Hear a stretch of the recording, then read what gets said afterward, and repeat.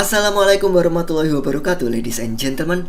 Di kesempatan tahun baru ini aku pengen share ke kalian semua terkait tentang program baruku, yaitu e-course dunia romansa. Dan nantinya akan ada dua jenis nih dari program terbaruku ini. Ada yang free dan ada juga yang eksklusif atau berbayar. Dan untuk yang gratis, kalian bisa akses dan bisa update selalu di sosial mediaku ya. Seperti yang sekarang kalian lihat ini adalah salah satu contoh free e-courseku. Ada di Instagram, YouTube, dan juga TikTok.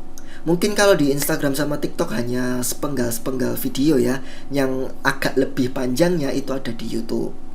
Jadi kalian sembari menunggu eksklusif e-course-nya launching, kalian bisa lihat video-video gratis yang telah aku bagikan.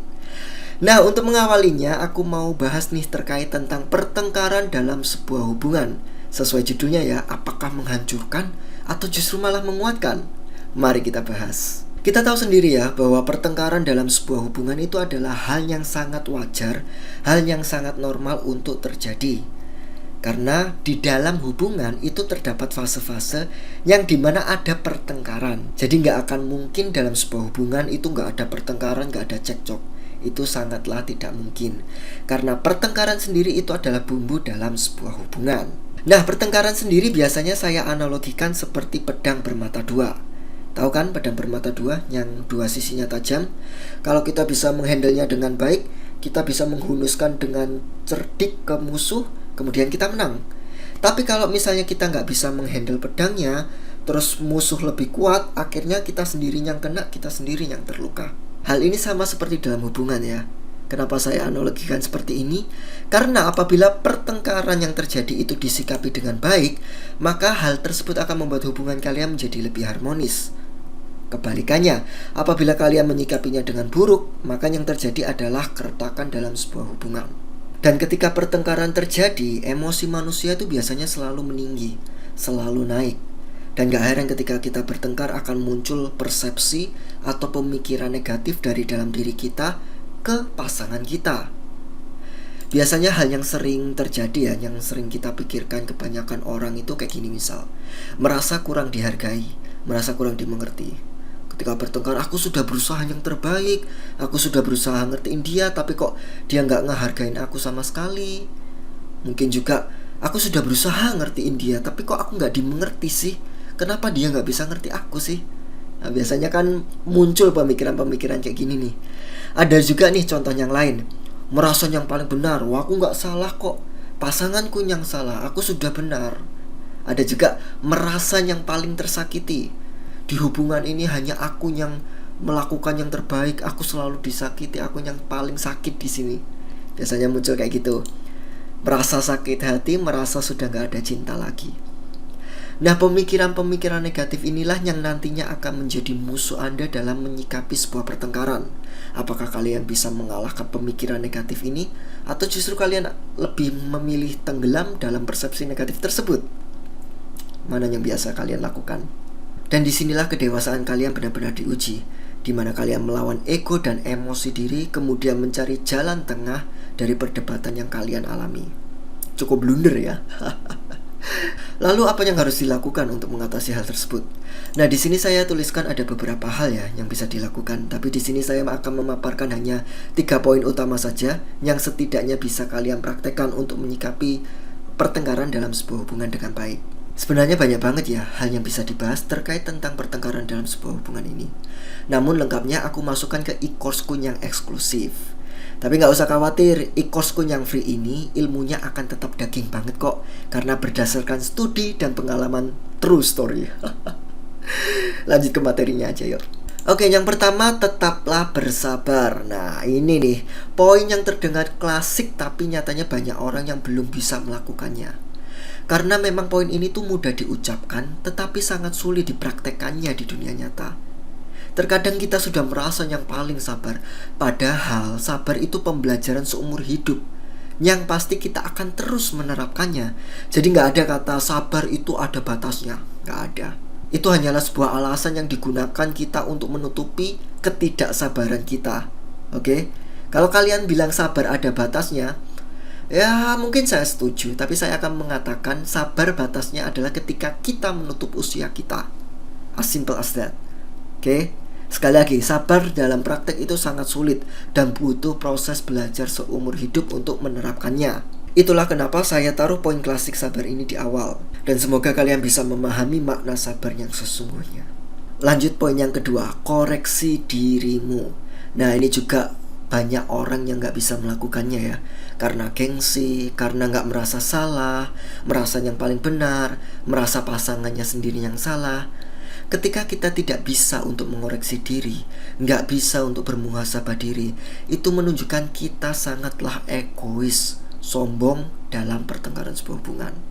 Perlu diingat teman-teman, ketika kita bertengkar, mungkin bisa jadi pasanganmu yang salah, tapi apakah sepenuhnya dirimu benar?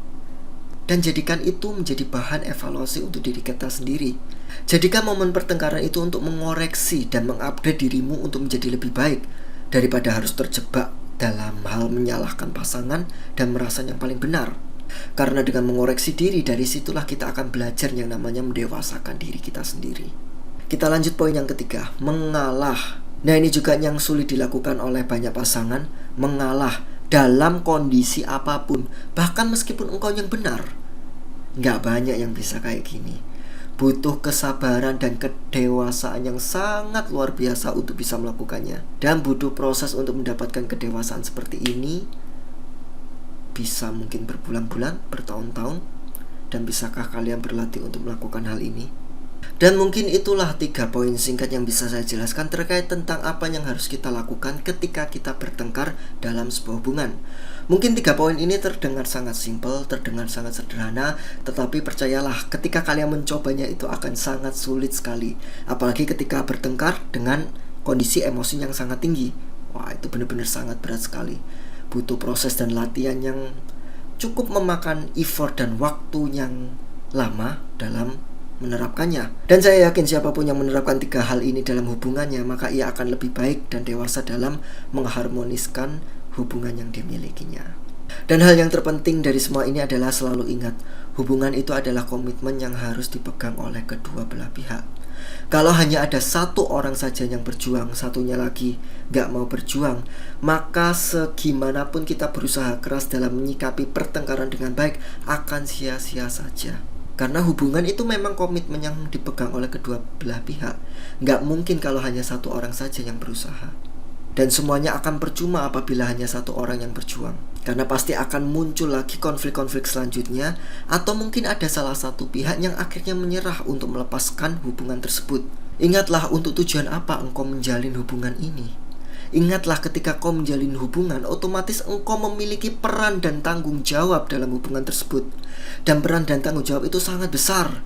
Kalau engkau tidak siap mental dalam menghadapinya, jangan pernah engkau menjalin hubungan. Dan jangan pernah engkau mengharapkan cinta yang sebenarnya. Ingat, hubungan itu adalah komitmen yang harus dipegang oleh kedua belah pihak. Karena jika untuk memahami saja engkau enggan, lalu untuk apa kau menjalin sebuah hubungan? Baik, saya rasa cukup untuk e-course kali ini. Nah, sebelum saya tutup, aku pengen ngasih info nih ke kalian semua. Jadi di tahun baru ini aku memang menerbitkan sebuah eksklusif e-course ya, terkait tentang manajemen sebuah hubungan. Nah, ini judulnya Sebuah Arti Cinta Sejati. Asik. Apa sih? Nah, e-course ini dikemas dalam bentuk video ya, sama seperti ini pembelajarannya. Dan pembahasan akan difokuskan terkait tentang makna sebuah hubungan.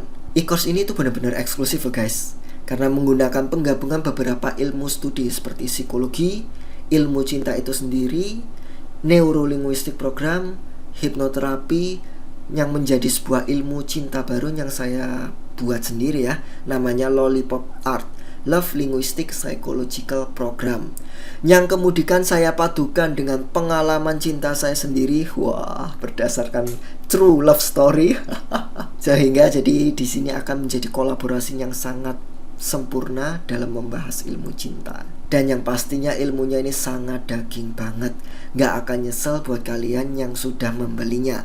Karena dari e-course tersebut kalian juga akan lebih membuka wawasan kalian terkait tentang dunia romansa, serta bisa jadi menjawab segala bentuk permasalahan atau kebingungan yang tengah Anda miliki saat ini terkait tentang hubungan kalian. Dan buat kalian semua yang pengen lebih banyak belajar tentang dunia romansa secara gratis, kalian bisa subscribe atau follow sosial mediaku ya. Di situ ada Instagram, TikTok, YouTube, dan juga ada websiteku sendiri. Kalian juga bisa komentar ya di sosial mediaku. Barangkali dari komentar kalian, dari curhatan kalian, aku bisa membahasnya di e-course-e-courseku selanjutnya. Baik, saya rasa cukup untuk pertemuan kali ini. Kita bertemu lagi di video selanjutnya. Thank you for watching and see you next video. Bye.